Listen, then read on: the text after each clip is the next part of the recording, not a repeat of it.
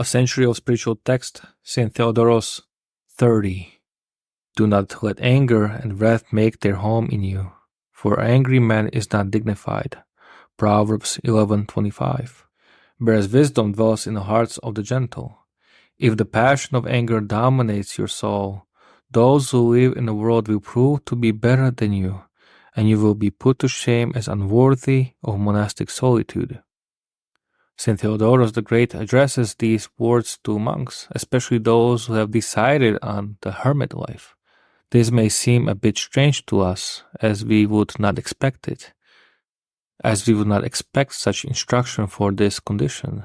The message of his words are simple and understandable, and therefore we can focus more on the reason for this instruction. Therefore, who enters the spiritual struggle must expect a period when, after the sweetness of the first step, he enters, as it were, a desert that mercilessly reveals what is hidden in his heart.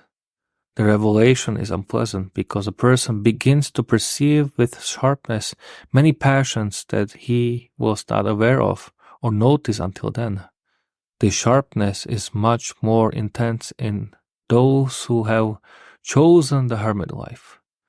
I remember one documentary film, the author of which tried to survive for 2 weeks in a hermit way of life in the desert.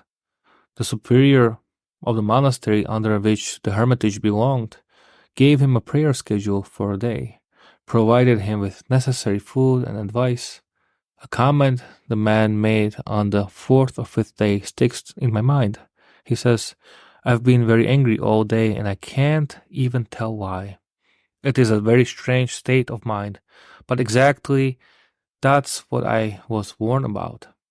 Some holy fathers attribute this state to pride, which does not want to give up its rule over the human heart, and therefore produces a state of anger and hatred.